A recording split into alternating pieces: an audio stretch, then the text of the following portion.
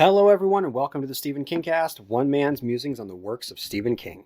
Each week, I'll review one entry in the bibliography of Stephen King in the chronological order of publication. This week, I examine the first of a phase in King's career in which he examines the female perspective, the nail-biting thriller Gerald's Game. He'll follow it up with the interconnected Dolores Claiborne, and will examine the terror of domestic abuse in Insomnia and later in Rose Madder. And well over a decade later, he will write what he feels is his best novel, Lisey's Story. Going back to Insomnia, King makes the threat of domestic abuse so all-consuming, it threatens the entire multiverse.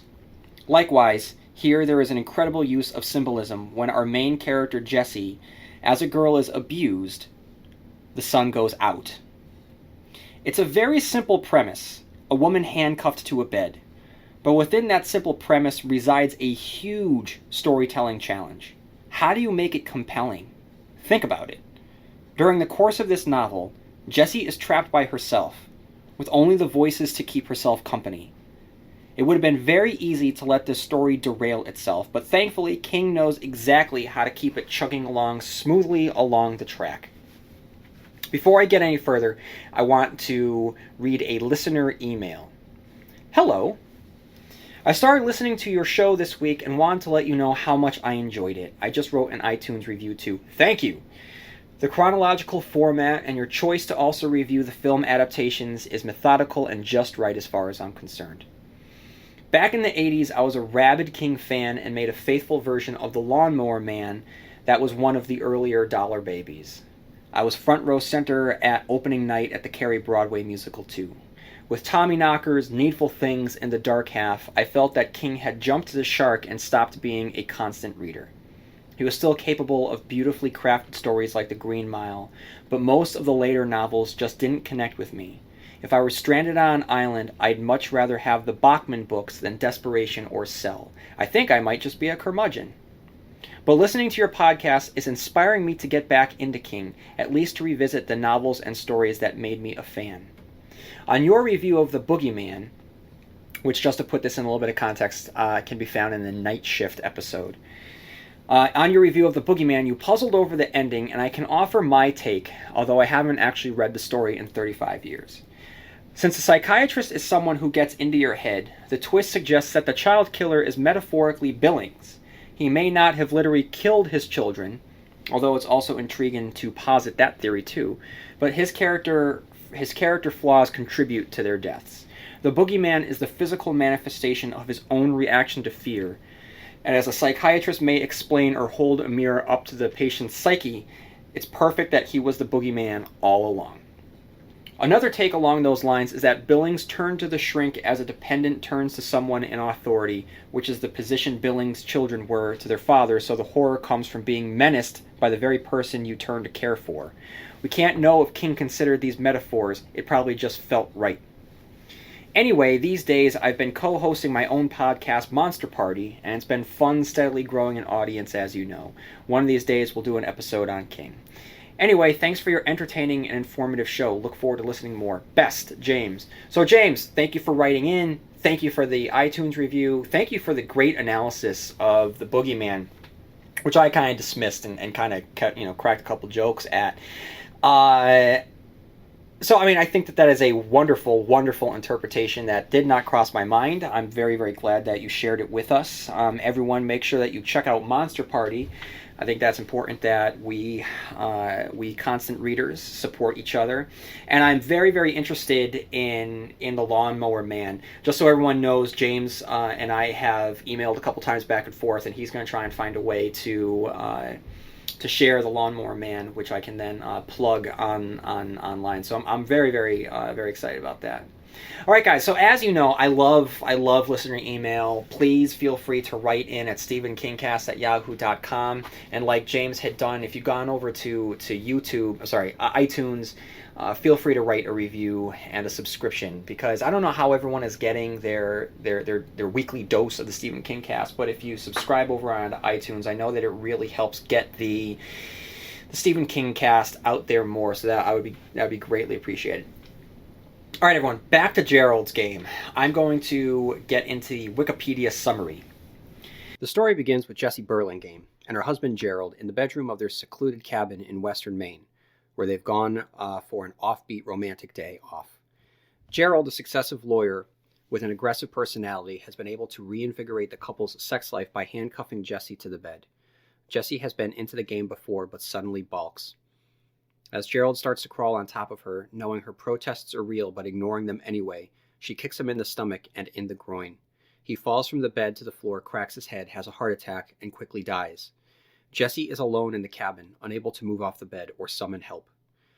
The only things that show up are a hungry stray dog named Prince that starts feeding on Gerald's body, and a terrifying deformed apparition that may or may not be real, whom Jessie first mistakes for the ghost of her long-dead father, but dismisses it later.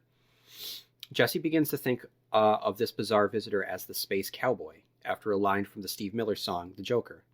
A combination of panic and thirst eventually causes Jessie to hallucinate. She hears voices in her head, each one ostensibly the voice of a person in her life, primarily the good wife or Goody Burlingame, a somewhat puritanical version of Jessie, Ruth Neary, an old college friend, and Nora Callahan, her ex-psychiatrist, both of whom Jessie hasn't spoken to in years. These voices represent different parts of her personality, which help her extract a painful childhood memory she has kept suppressed for many years. She was sexually abused by her father at age 10 during a solar eclipse that occurred in her Maine hometown. She also begins to realize how unhappy her marriage had been, and that she sacrificed a potentially happy life for the security of Gerald's paycheck by being a trophy wife without children. The internal dialogue is mixed with descriptions of Jessie's more and more desperate attempts to get out of the handcuffs, first by trying to break the headboard she was cuffed to, then by trying to slip off the bed and pushing the bed to the bureau where the keys were placed. Finally, she does escape after one of the voices in her head tells her that if she stays another night, the space cowboy, who she dreamed of as a manifestation of death, will more than likely take a part of her to add to its trophy fishing creel filled with jewelry and human bones, killing her in the process. Jessie escapes the handcuffs by slicing her wrist open all the way around on a broken glass and giving herself a degloving injury in order to lubricate her skin enough for the cuffs, which were made for men and not women, and thus almost loose enough for her to slip out normally, to slide off her right hand. She is then able to move behind the bed, push it over to the bureau, and use one of the keys to unlock her left handcuff. However, she has lost a lot of blood and passes out shortly after. When she awakens, it's now nighttime, and the space cowboy has made his way back into the house. Jessie confronts him and throws her wedding ring at his box of jewelry and bones, thinking that's what he wanted all along, then turns and runs out of the house. She's able to make it to the car and finally escapes the house, but is terrified to discover the space cowboy sitting in the back seat of the car. Jessie crashes out of fear and is knocked unconscious, and it's later revealed that she only imagined the space cowboy in the back seat. The story cuts to months later with Jessie recuperating from the incident and being looked after by a nurse. An ambitious associate attorney at Gerald's law firm assists her in covering up the real incident to protect her and the law firm from scandal, as well as assisting her in recuperation. At the end, we get to read the letter that Jessie writes to Ruth Neary detailing what happened after the incident and her recuperation process, which is slow but very meaningful. One of the passages in the letter revolves around a serial necrophile and murderer named Raymond Andrew Joubert making his way through Maine. It turns out he was the space cowboy, confirmed when Jessie confronted him in a court hearing, and Joubert mimicked Jessie's arm positions while she was in the handcuffs. He also repeated her frightened exclamations that Joubert was not anyone, and that he was only made of moonlight. Jessie also mentions what became of Prince, who gnawed on Gerald. Prince was shot and killed by the police. Initially, his owner had abandoned him in Maine and driven back to Massachusetts simply because he didn't want to pay for the dog's license. That's a funny sentence to end the Wikipedia summary on, as if that's the most important thing to close on. Anyway, I will get now into the analysis. So everything that you are going to need to know is right on the first page. Jessie is our main character, and she is getting handcuffed to a bed. She's in a passionless marriage to Gerald. It's October. The back door of the cabin is open, and she's not into the bondage game that she has agreed to. With each page, King continues to pack as much information into the story. We get a sense of the room that Jessie will be trapped in. We are filled with a deep unease to match her own. We immediately do not like Gerald, and we learn that Jessie hears voices in her head. So far, 2 of them. The good wife Burlingame, who constantly suggests that Jessie compromise herself, and a new voice, stronger, the voice of Ruth, her college roommate, a fighter trying to get her to reclaim herself. Typically, just so you know, this is going to be a short review because during these reviews, I stop at pertinent points to type my thoughts. But with this book, I'm having a difficult time doing that. Not because there aren't any pertinent points to discuss, but because there's too many of them. The opening scene is relentless, with Jessie naked in more ways than one, chained to a bed, physically vulnerable, but also when her request for freedom is denied, she lets it all out on Gerald. With King's description of his idiotic grin and bullied childhood, the Gerald we meet is a damaged man, and this is the worst man that Jessie could be married to in this moment. When he won't release her, we immediately worry about rape, but he wouldn't do that, right? He's selfish and inconsiderate, but he's not a rapist, right? Wrong. Our worst fear is confirmed as Jessie's anger at being held captive is met with the only power he has over her, sexual power. The unfolding scene is terrifying as it's revealed that he has convinced himself that her verbal attack on him is only a part of the game and forces himself upon her. King captures the horror and fear of this situation, as well as the humiliation that would come from it, and from later when she imagines her victimization being dismissed by the law, who would believe that it was just a game between a married couple that had gone too far. And it does go too far, but thankfully for Jessie, she isn't raped. Having had enough, she lashes out and kicks him, and the following scene is unsettling in its dreaminess. It's like David Lynch has taken control of the narrative for a moment. The picture is vivid of Jessie chained to a bed and above her Gerald screaming with no sound escaping. After Gerald dies, King does wonders at placing us firmly in Jessie's predicament.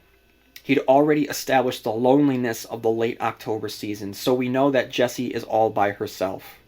That fear creeps along the edges of the bedroom, but first she must deal with the very immediate fact that her husband is dead. And King carefully details the sensation her body goes through after having been handcuffed for a while. The chainsaw, which had been snarling and ripping away for quite some time, suddenly felt silent. Dog, loon, and even the wind had also fallen silent, at least temporarily, and the quiet felt as thick and palpable as 10 years of undisturbed dust in an empty house. She could hear no car or truck engine, not even a distant one. And now the voice which spoke belonged to no one but herself. "Oh my God," it said. "Oh my God, I am all alone out here. I am all." Looking for an escape? Try Ghosts in the Burbs, a podcast that began as a collection of stories about the people of Wellesley, Massachusetts, and the ghosts and monsters who haunt them, and expanded to include cozy scares in other suburban settings. Ghosts in the Burbs is written by me, Liz Sauer. These stories include no gore, no extreme horror, and no ads, ever. Just cozy, creepy escape. Find Ghosts in the Burbs wherever you listen to podcasts. All alone. Less than 100 pages into the text, things are not looking good for Jessie. Trapped, body aching, she is now thirsty and has to go to the bathroom. These do not sound like life or death situations, but they're seismic for the story that King is telling. Jessie begins yearning in thirst and stares longingly at the glass of water by the bed, the glass of water she'll be unable to reach. It's one thing to tell us that she's thirsty. It's another thing to place us in her shoes by rubbing it in our faces. It makes the thirst come alive for us, which is what needs to happen if we're going to stick with this book until the end. So much of the tension has come from Jessie observing her surroundings. She attempts to pull her wrists out of the cuffs but gives up. She attempts to take out the boards holding the handcuffs in place, but she can't. Again, these scenes are thrilling and personal because King has managed to place you on that bed in those handcuffs. It doesn't matter if you are a man or a woman, young or old, every time you open this book, you are Jessie Burlingame, and her plight is your plight. And that plight increases when the dog, one of the touchtones that also includes the chainsaw and the loon, barks right outside the house. It's been creeping, constant threat, growing closer and closer, and now, less than 100 pages in, is finally here. And King changes the perspective for just a few pages, a reprieve from the bedroom, and places us in the mindset of the dog, once named Prince, who zeroes in on the smell of blood from the master, Gerald. King even provides the backstory to the dog, who'd been abandoned by his owner. The description here isn't necessary, but shows that Jessie in some ways shares some similarities with this dog. They are both, after all, victims of circumstances beyond their control. Things go from worse to worser when the dog begins to eat Gerald. And after the dog takes its meal, a piece of his tricep, outside, King switches the tension to within Jessie. Just because she's in a physical predicament doesn't mean that the physical threats are the only threats she'll encounter. Here, left alone and trapped, her mind begins to pry open the lids of boxes whose memories she boarded up years ago. Since the very beginning of the novel, King has been teasing us with fragments of the sun going out and dread surrounding Dark Score Lake. Now, King reveals that Jessie had been seeing a therapist, broke it off when things were getting too personal, just as she broke it off from Ruth, the roommate whose voice is the one keeping her going strong. Now we have two mysteries at play. 1, how will Jessie get off of the bed? 2, what happened to Jessie at Dark Score Lake as a child? Meanwhile, Jessie is determined to get that glass of water, and King provides an agonizing 20 pages in which Jessie struggles to get the water, which she does only to find that she can't drink it because the glass won't reach her lips. While Jessie dreams of the past, the dog, Prince, feels the urge to flee the house, sensing danger approaching, which is such, and just the thought of that gave me goosebumps. That's so frightening. This dog who has been presented as the biggest danger to Jessie so far, and not necessarily to Jessie because the dog is not going to do anything to Jessie, but just the horror of Jessie knowing that this dog, this rabid animal, is eating her husband. I mean, that's horrifying. She has zero control of the situation. She is so far removed from civilization. This is the wilderness there, and she is trapped in it, and there's nothing that she can do. All of a sudden, this thing that has represented the wilderness is all of a sudden afraid of something. That's a terrifying prospect. And though this novel is a suspenseful thriller, it doesn't mean that King doesn't want to dabble in what made him a horror icon. He is great at scaring us, and he's going to do it for us. So he gave us a nightmare in this book, the Stephen King-ism of, just this very, very scary nightmares. But more importantly, he follows it up with something much, much, much worse. On the paperback editions, you can read it on page 168 to 169. It's terrifying, guys. Terrifying. Her thoughts broke off with the clean snap of a knot exploding in hot fire. Her eyes, which had been wandering aimlessly across the darkened room, locked on the far corner where the wind-driven shadows of the pines danced wildly in the nacreous light falling through the skylight. There was a man standing there. Terror greater than any she had ever known crept over her. Her bladder, which had in fact relieved only the worst of its discomfort, now voided itself in a painless gush of heat. Jessie hadn't the slightest idea of that or anything else. Her terror had blown her mind temporarily clean from wall to wall and ceiling to floor. No sound escaped her, not even the smallest squeak. She was as incapable of sound as she was of thought. The muscles of her neck, shoulders, and arms turned to something that felt like warm water, and she slid down the headboard until she hung from the handcuffs in a kind of slack swoon. But she didn't black out, didn't even come close to it. But that mental emptiness and the total physical incapacity which accompanied it were worse than a blackout. When thought did attempt to return, it was at first blocked by a dark, featureless wall of fear. A man in the corner. She could see his dark eyes gazing at her with fixed, idiotic attention. She could see the waxy whiteness of his narrow cheeks and high forehead, although the intruder's actual features were blurred by the diorama of shadows which were sent flying across them. She could see the slumped shoulders and dangling ape-like arms which were ended in long hands. She sensed feet somewhere in that black triangle of shadow thrown by the bureau, but that was all. And it goes on. And the scene that unfolds is one of the most frightening things that King has ever written. From the description of the shadows playing over the still form of this boogeyman who's just the fact that his hands are dangling by its knees, to the fact that at one point she's convinced that has brought the chainsaw that she's heard earlier, to the reveal that it is not her imagination, it is a visitor who holds not a chainsaw, but a suitcase full of bones and jewels. The scene seems to go on forever, and the stillness of the stranger makes the horror even worse.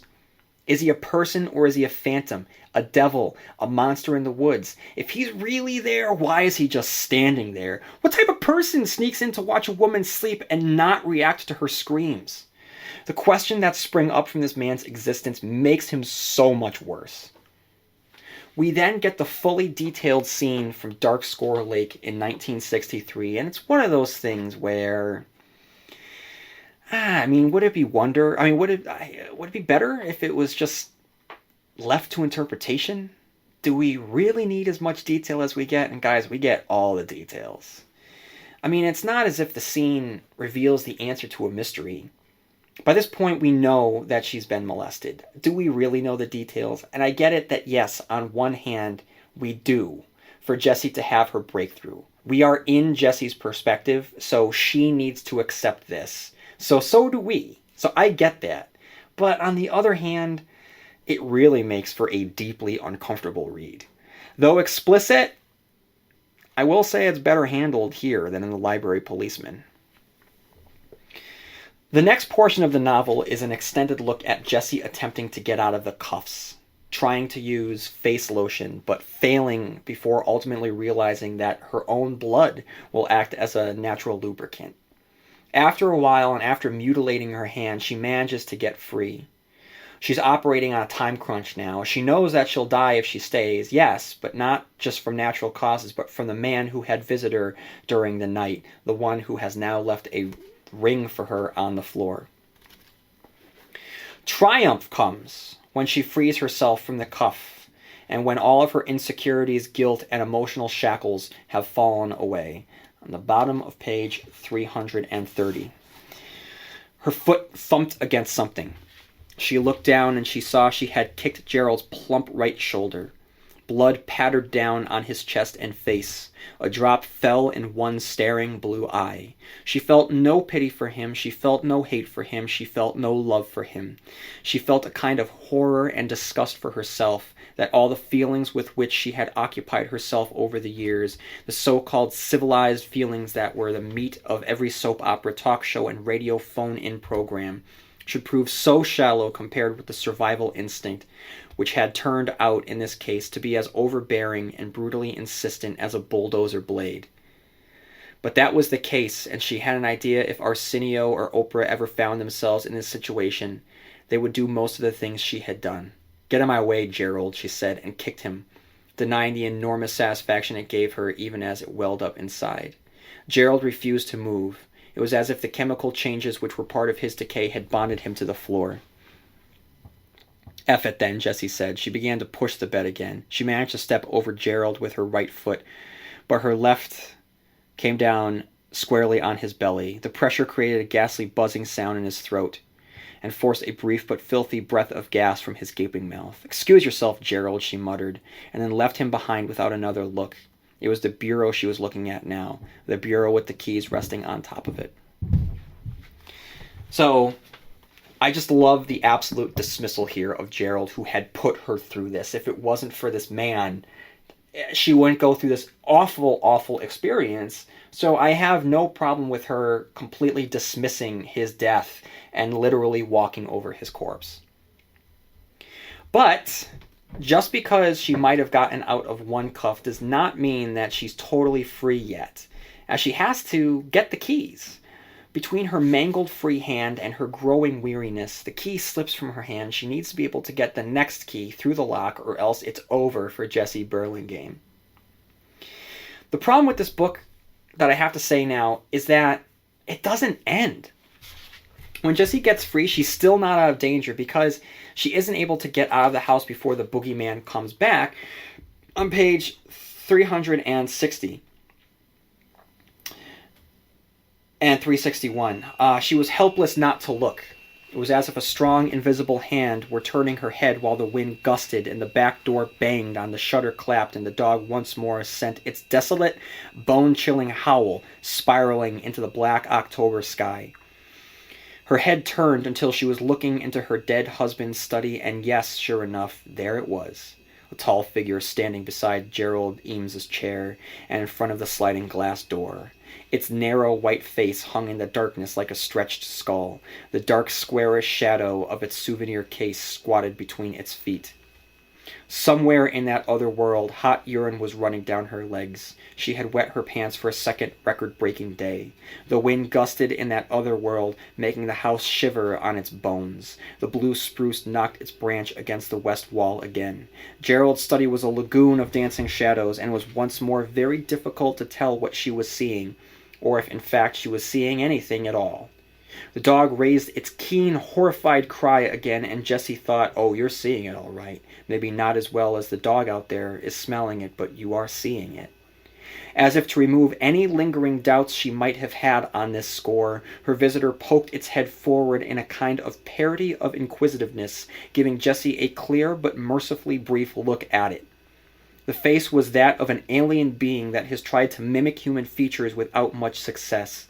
It was too narrow, for one thing, narrower than any face Jessie had ever seen in her life. The nose seemed to have no more thickness than a butter knife. The high forehead bulged like a grotesque garden bulb. The thing's eyes were simple black circles below the thin upside-down V's of its brows.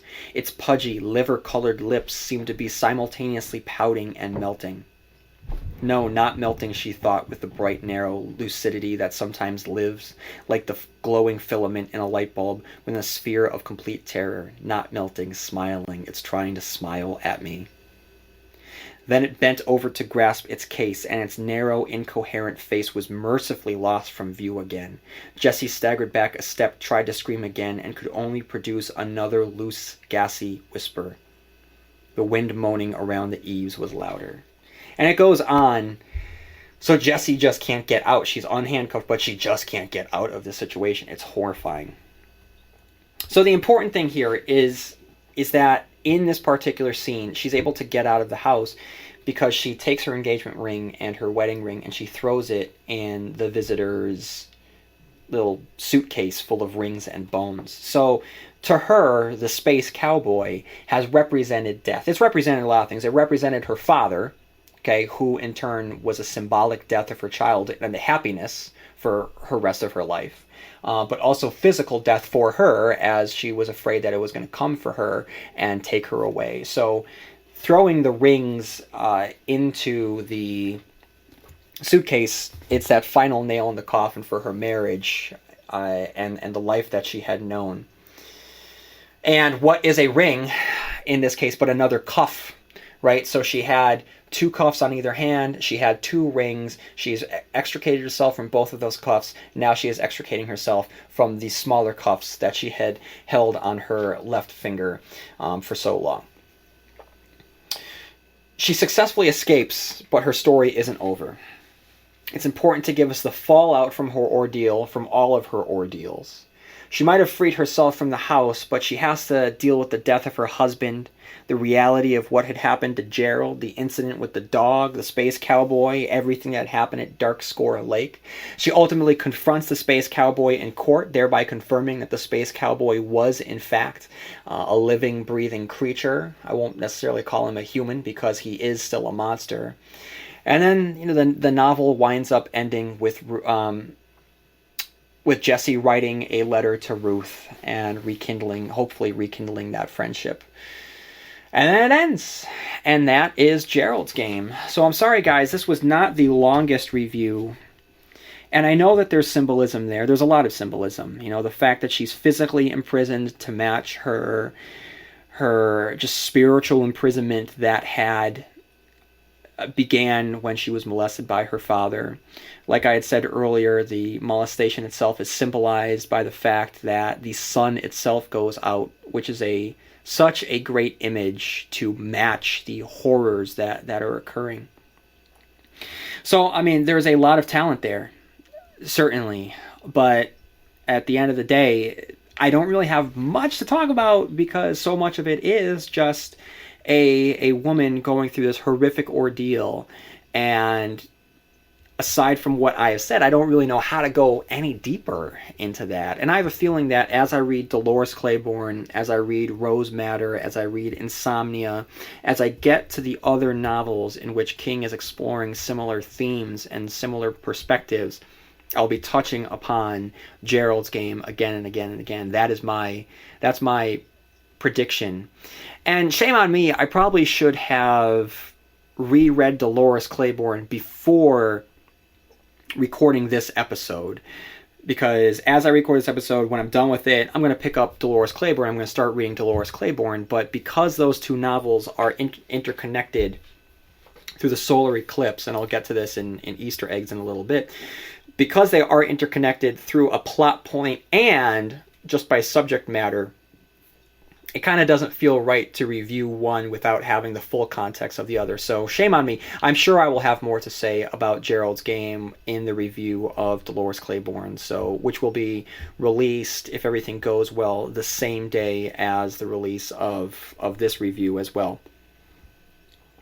But would I recommend this? Of course I would recommend this. I think that's the big question when it comes down to. I'll be honest, last year, when I sat down and I really thought long and hard about doing the Stephen Kingcast, I thought about what it would entail and what could I say, and I know that I would definitely be able to say a lot about it. I would be able to say a lot about The Stand. I was really looking forward to getting back into the Dark Tower series.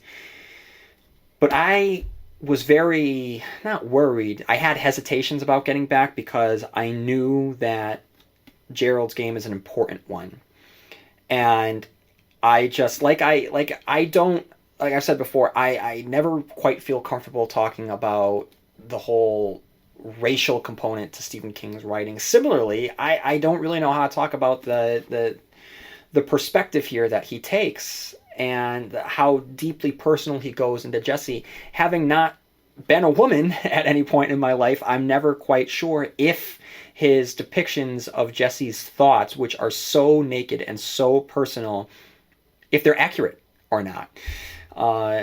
So, I mean, I know that I've read reviews and I've talked to people who have stated that they feel as though it's published under the name Stephen King, but Tabitha really wrote it. I don't know. Having never read anything by Tabitha, I can't say. I'm certainly believe that she probably gave him pointers and helped him along the way. Which isn't to say that Stephen King doesn't have the ability to write a strong, well-rounded female character. He certainly can. He has definitely come a long way from Susan Norton from Salem's Lot. It's just that I had high expectations for myself when it came to this particular book and the books that are coming up with Dolores Claiborne and, like I had said, and Rose Madder and Insomnia and eventually Lisey's Story. And I just kind of psyched myself out a little bit because on a couple things here, you have this nail-biting thriller of this woman stuck in a very physical situation that she needs to get out of, but so much of it is also a statement on abuse. Abuse from the hands of those that you trust, the abuse at the hands of your father and your husband and just society around you. I mean, everywhere she goes, she's shackled. She's shackled by the horror that was visited her, by the person that she trusted the most as a child, the horror that is responsible, or the fact that the horror that she is found in throughout the duration of this novel is because of the man that she had pledged herself to, and who she trusted to take care of her, puts her in the most physically threatening position of her life. The fact that she has to lie about it when it's done and over with, because people might not either believe her or because they have to maintain the dignity of Gerald despite what he had done to her. The fact that she is now haunted by post-traumatic stress. I mean, she is someone that just keeps getting imprisoned. She gets out of one box, she gets put into a new box. She escapes that box, she's put into another box, and over and over and over again. And thankfully, by the end, despite having gone through a series of imprisonments and shackles and horrors through her entire life, there is a glimmer of hope at the end when she feels that she's finally free at last, or is going to take the steps to become free at last. So, I think that I actually just wound up, working myself through what this novel is. I just had high expectations. I don't know if I reached those expectations, guys. That's what I'm trying to say. But anyway, this is an incredibly well done novel. The film rights have been picked up. I don't know how good a film it would make. You would need visual recreations of the voices, but I think that that's kind of been done before. I mean, I just got through watching United States of Terror, and I think that a very similar effect was used. So I don't know, would it make for a thrilling movie? It could. It certainly could. I definitely think that the scenes with the space cowboy would be terrifying, absolutely terrifying, if done the right way. Like I said, I had mentioned Lynch before, and I think that just the character standing still in the corner is a very Lynchian thing. Anyway, I want to get to Stephen Kingisms and Easter eggs at the moment. So Stephen Kingisms, the first of which, we have a character trapped in a bedroom, which we saw before in Misery, in which Paul Sheldon was trapped, imprisoned on a bed, much like the way Jesse is imprisoned here. Number 2, we have a dog's perspective. We've seen this before in Cujo. We've seen it in The Stand, and here we see it with the character of Prince in Gerald's Game. And I've talked about this before, abuse. And this is not the first time that we are seeing abuse in a Stephen King story. We've seen it in It. We have seen it in The Stand. We have seen it in The Library Policeman. But I think really with Gerald's Game, he is going to begin an examination of how women survive abusive experiences. First, we have Jessie, who through the duration of the novel just remains chained to a bed from her husband's selfishness. She's trapped because of sex, a physical situation that mirrors the spiritual trapping that she had found herself in ever since she was a child. Later in Dolores Claiborne, we see another example of molestation of a daughter by her father. In Insomnia, one of our characters is constantly physically assaulted by her husband. And the same thing happens in Rose Madder as well. So this is something that we're going to be seeing for a while. Number 4 is the nightmare. Jessie has a nightmare in which everyone in her life is conspiring against her. And now we have our Easter eggs. Our Easter eggs are our just shout-outs to other Stephen King works, and the first of which clearly is Dolores Claiborne. Not only does King explore molestation in another book, he ties these two books together with the solar eclipse, and the events of Dolores Claiborne are glimpsed here, starting on page 227, and just throughout the rest of the novel. We'll see glimpses of Dolores through here and there as the scenes unfold, and King even incorporates little details like the dust bunnies under the bed. That will be one of the details in Dolores Claiborne. Another Easter egg is Chamberlain, Maine. Chamberlain is mentioned, which is the setting for Carrie. The third Easter egg is Castle Rock.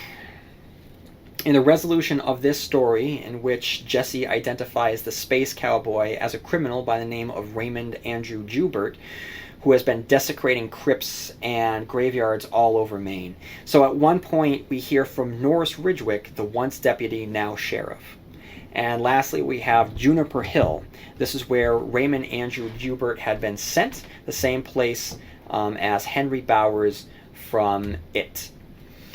So that's all I've got for now, everyone.